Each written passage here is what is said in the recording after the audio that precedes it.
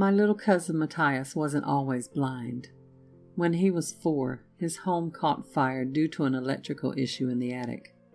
Supposedly the roof had been damaged during a recent storm at the time, and the rainwater washed the fire retardant off of the insulation. Soon after, all it took was a faulty wire powering a space heater to light the insulation and set the entire house ablaze. The fire started around 1 a.m. My aunt had been downstairs watching TV, and my uncle was already asleep in bed upstairs as he worked early in the mornings. My little cousin was also sleeping upstairs in his room. By the time my aunt heard my cousin's screams and smelled the smoke, my uncle was already dead, and the fire had spread into the toddler's room. Fortunately, my aunt was able to save Matthias, but the smoke and flames had cost him his vision, and my aunt suffered severe burns all over her body from the rescue. My aunt only lived a few days after the accident, but she did, however, die a hero. My parents took it upon themselves after the accident to care for Matthias, and as a lonesome 14-year-old, I supported the decision. I loved my little cousin, and he had always been more like a baby brother to me, considering I had no actual siblings of my own. Matt has had some issues over the last few years. Not only were his parents and vision taken from him, but he also struggled pretty hard with learning new things due to some light autism. He just turned 8 years old recently, and I'm really the only person he'll talk to. My parents talk to him, but his responses to them are short and few and far between. I know he doesn't dislike them, and he's grateful for them, but he and I connect better. Oftentimes, Matt just sits quietly in the living room and listens to cartoons. Sometimes I'll sit with him and do impressions of whatever he's watching, which usually sends him into fits of laughter. These moments are when I love my cousin the most, and I cherish every bit of the normality he still possesses. I can only imagine how different and out of place he must feel, especially considering I go to public school during the day and he's homeschooled by a tutor. When he was 4, he was in pre-K and apparently had enjoyed going to school and interacting with the other children his age. The first time Matt saw the monster, we were listening to and watching TV in the basement. My parents were hosting a New Year's Eve party upstairs, so there were no kids allowed. I think the two of us had been perfectly okay with this. I'm not very social.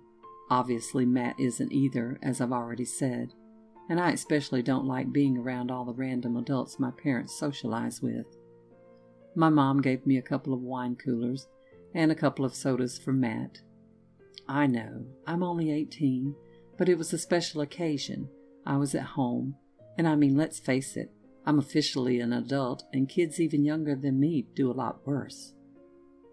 We just sat there, sipping our drinks and snacking on pizza and potato chips, casually chatting a bit and listening to the TV, generally having a good time.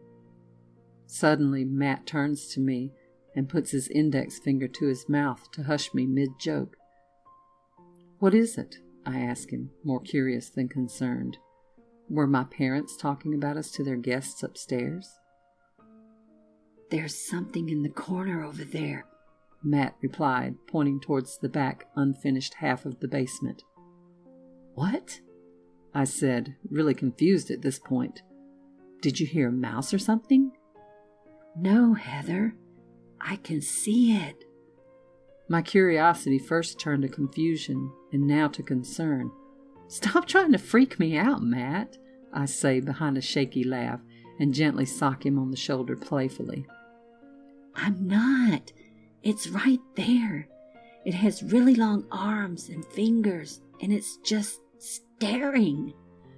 At this point, I'm downright petrified, about to pee my pants, because not only am I slightly intoxicated, but I swear I heard a scratching noise come from the corner where Matt was pointing. It sounded like fingernails scraping against metal.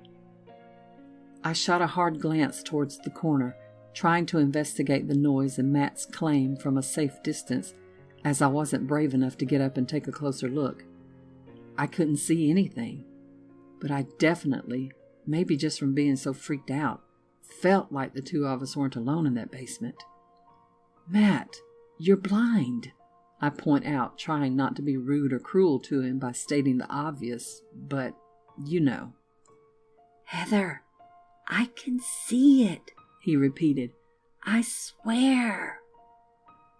I scooped him up at that point and quickly carried him upstairs, past my parents and their guests, and into his bedroom, where we talked about what he saw and stayed for the rest of the night. I made him describe the creature to me in full detail and promised me over and over again that he wasn't just pulling my leg for a good laugh.